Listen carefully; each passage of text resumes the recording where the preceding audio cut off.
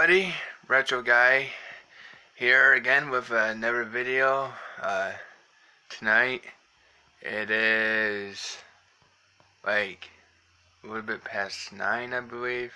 It's around like past 9 o'clock at night. Now I got another pickup video for you guys, and it was actually a game that I picked up for $7 at a retro game store in Batavia, New York. And it was yesterday, but I figured to do it today. I know it's already like 9 o'clock here. Well, in this part of the and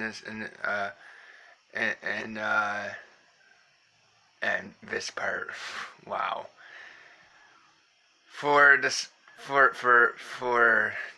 It's 9 o'clock here in New York State, which is way far from you, Metal Jesus. which would be Washington, of course. Seattle, Washington. It's a different time over there than it is over here. But yeah, and of course you, Riggs, Reggie, whatnot, Kenzie, Kelsey, shout out to all of you guys. It's gonna be a little bit of a different time. Then over here, of course, over here is a little bit past 9. So anyways, and whoever else that was in the other side of the state from New York State, of course. But anyways, so I'm gonna get to the game that I'm gonna show all of you YouTubers, professional YouTubers and whatnot, and all of you pretty popular or slash famous ones. And here we go. Let's get started. And here it is. Warcraft Tomb Raider, the Angel of Darkness. Now, there's a couple of different versions of this. Well, a couple of different, not like console versions, like PlayStation 2 and original Xbox, and it's for the PC too. Now, I'd just like to say that, as you can see here, it says exclusive collectible Warcraft trading cards with game tips inside. Now, pretty much, now this is the very last like old-fashioned like gameplay like type deal Tomb Raider game that they did, whatnot, and I got it for the PS2 because then again, I'm a PlayStation person, not really an Xbox person as much. I mean, original Xbox, that's where I would probably stick at the most. And then when it comes to Xbox 360 or Xbox One, I might do it for just the exclusives that's like only on those consoles, but other than that, I'm not gonna play third-party games on Xbox 360 or Xbox One. As far as I will go for first party and third party slash second party slash third party games, which will be on the original Xbox. But anyways, other than that,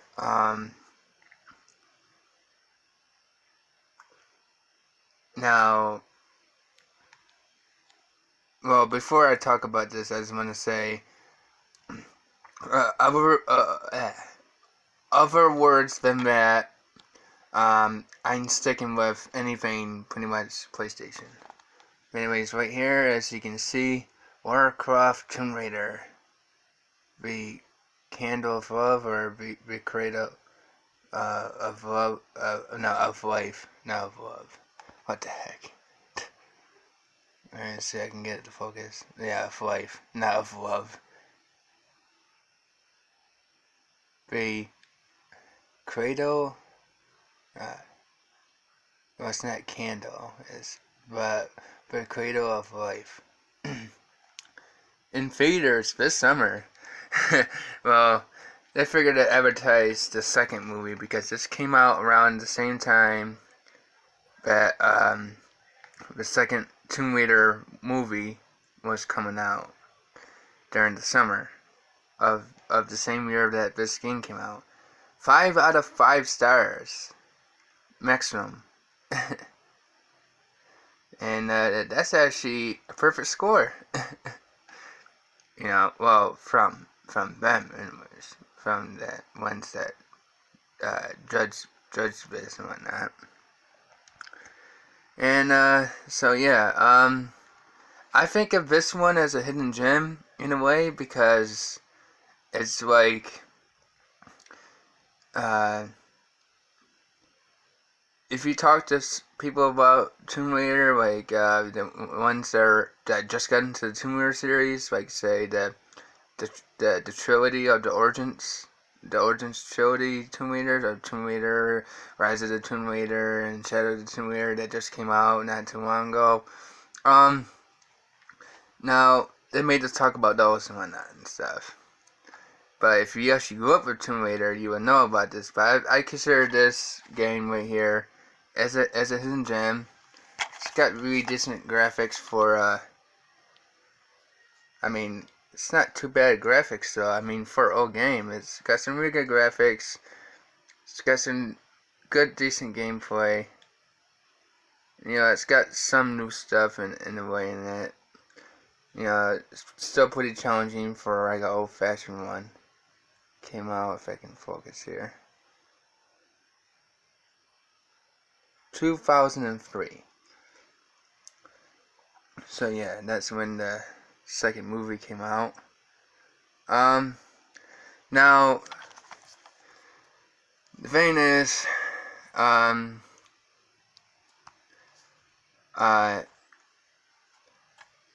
just like to say that I consider this as a hidden gem Tomb Raider game because you don't really hear about it as much anymore. You don't see it around. I mean, you go to a retro game store, you might see it, but as many times as I go to say like Oogie Games, which is in a few, like in 4 different areas here in New York state, that is, not New York, New York. I don't live in this New York City. I live in the state itself, a little small town that I live in. Now, like I was saying though, I went to like Oogie Games. That's kind of a silly title, right? Well, anyways, another place called Game On, which is in Batavia. Game Players Unlimited. This is the copy that I got.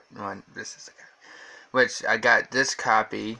That is what I meant to say. Which is where I got this copy for $7. Well, $6.99 plus tax, but still $7 plus tax on top. Came up to 7 something. So basically, still just rounded off. Round it down. You might as well just say $7. You might as well just say a $7 game. This ain't too bad. But shoot, if you go to a flea market, you probably get it for like maybe $5. But still, I still think, like I said, it's a hidden gem in my eyes. Through my eyes, I would have to say that this game right here is a hidden gem, just because you don't hear about it much anymore. And not just that, but also, like I said, even if you go to a retro game store, you may not see it as much because, well, it goes for pretty cheap and it can get sold fast for PlayStation 2 or for the original Xbox or for the PC if you find like the PC uh, version, PC version of the Angel of Darkness game. And what's really cool about this, if you notice on the camera, you can see like the holographicness of the frame, which back in the day of the PS2 was still like high up there. I mean, this is 2003 we're talking about, so this was when the PS2 was still really big and whatnot. 3 years before the PlayStation 3 came out in 06, of course. And you gotta think, you don't see too many casings that has like that holographicness to it and whatnot, or foil, or you want or however you want to say that one word. But I call it holographic. But yeah, you don't really see too many cases like that. I mean, on the back, it's just all plain. There's nothing holographic about it. There's no special. There's no nothing and whatnot. But yeah,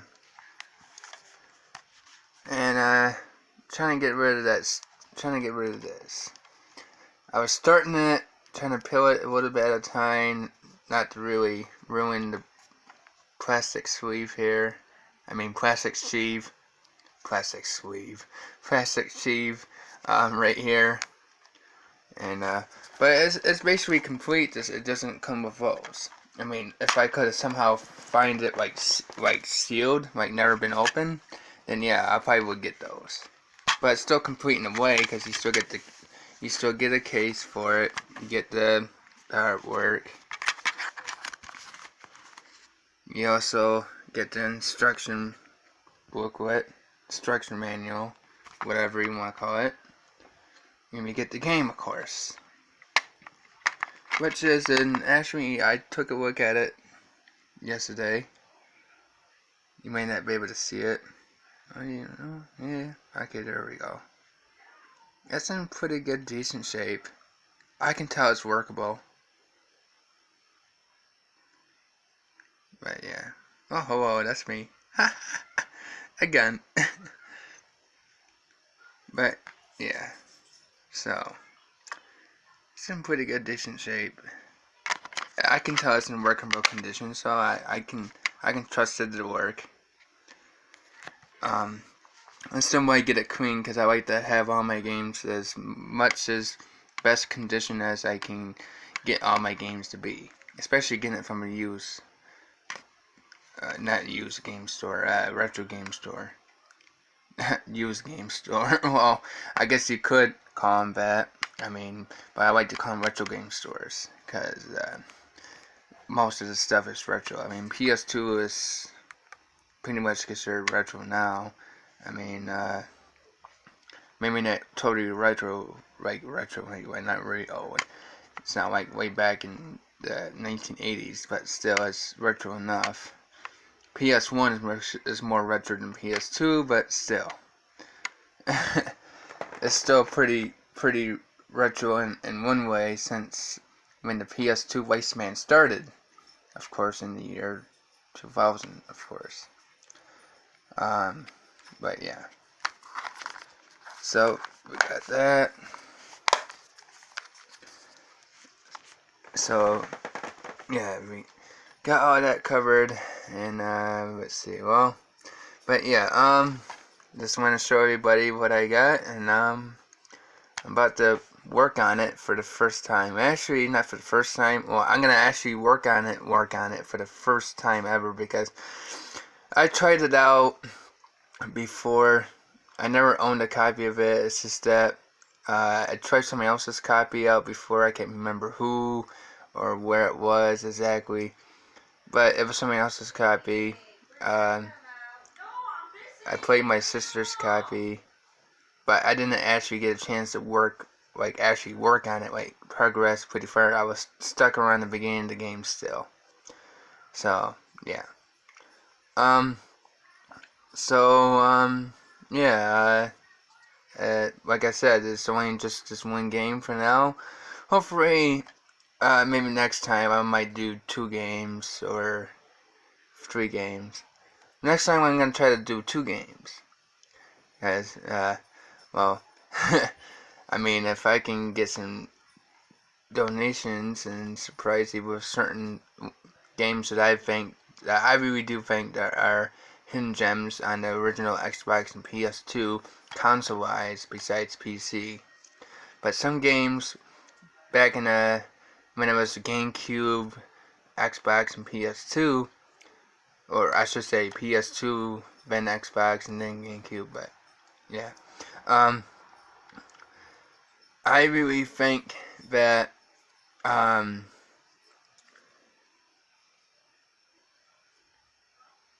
not really think.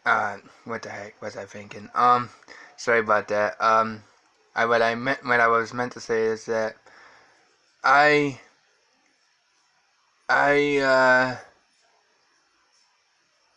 I do know that there are some games, as old as this game is, like back in 2002, 2003, whatnot. That there are some games that came out only for PlayStation 2 and for the original Xbox, not for GameCube or PC, just for the 2 consoles. Some games were like that, and some of them are only on those 2 consoles and never been remastered for PlayStation 4, Xbox One, Nintendo Switch yet. So yeah. So anyways, there you have it. I tried to talk about this and whatnot, and explain some stuff and whatnot as quick as I can, but oh well, that's good enough. Alright, well, anyways, I hope everybody enjoyed this video. Everybody, I mean not everybody, anybody that enjoyed this video, and I guess I will catch you next time.